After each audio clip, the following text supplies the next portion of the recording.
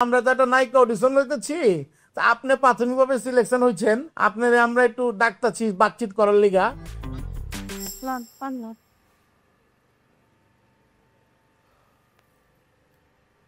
মায়া দিয়া নিয়ে কিছু চিন্তা ভাবনা করছেন? বং বড় হোক। এই বড় হোক কইতে কইতে না মায়া বুড়ি গঙ্গা সাঁতরায়া ওই পারে চলে যাইব। আপনি মায়ার লগে সাঁতরায়া পারবেন না। আরে আমার মায়ে কি আর 10টা মায়ের মতো নাকি? আমার মায়ে আমার মতন। এই আসল কথা কইছে। মায়া যদি আমার একলা হইতো না এইসব নিয়ে আমি কোনো চিন্তা করতাম না। মায়া তো আপনারও। কোন সময় কি কইরা ফেলা আল্লাহ জান। আরে কিছু হইব না, যা কিছু হইব সব ভালো হইব। না হইলেই ভালো, বুঝলেই ভালো, বুঝ করে চললেই ভালো। দেখো সব ঠিক হয়ে যাব। চারটা কত বড় হয়েছে দেখছো? হ্যাঁ, আকাশ ভরসা। ভালোবাসার সময় তো বুড়ি গঙ্গা দেখাইতেন, চাঁদ দেখাইতেন, লঞ্চ স্টিমার সব কিছু দেখাইতেন। এখন তো সব কিছু ভুলে গেছেন গায়ে। হ্যাঁ, বিয়ার পরে তো একবারও কর না যে চলো যাই বুড়ি গঙ্গার ধারে গিয়া বইয়া চাঁদ দেখি। এই জন্য তো কই ব্যবসাপাতি ছাইরা ছুড়া চাঁদ দেখুম, বুড়িগঙ্গা দেখুম, আকাশ দেখুম। হয়েছে, দরকার নাই, আপনি ব্যবসাটাই মন দিয়া করেন।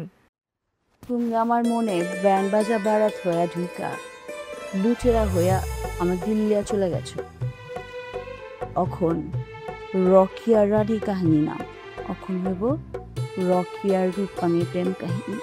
আর আমাকে হইব একদিন সিনেমা।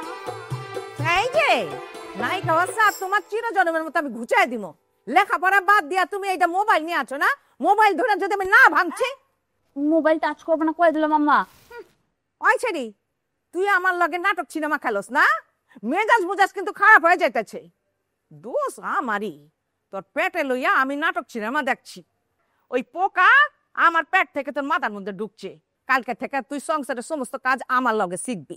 তারপরে হইলো কথা, আমি তোর বিয়া শাদির ইন্তজাম করতেছি। আমার ঠেকা পড়ছে সংসারের কাম করু, আর আমার লেখাপড়াই তো শেষ নিকা বিয়া দিব সামনে। লজ্জাও করে না? 2বার ম্যাট্রিক দিছস না, লাড্ডু খাইছস না, আবার লেহাপড়ার কথা কস। কোনো কথা কবি না, বিয়ার পরে সব হইব।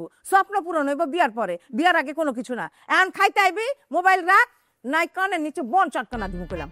শিগগিরি আই।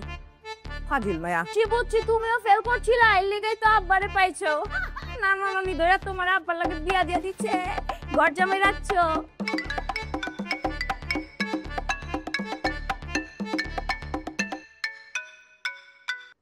হ্যালো, কেমন আছেন রূপবান নাকি?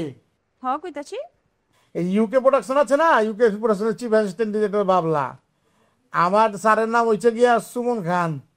দেশি এবং বিদেশি, মানে ভারতীয় এবং মনে করেন যে নিউজিল্যান্ডের চিত্রায়িত ওই যে রঙিন রূপবান, ওটা স্যারে বানাইছে।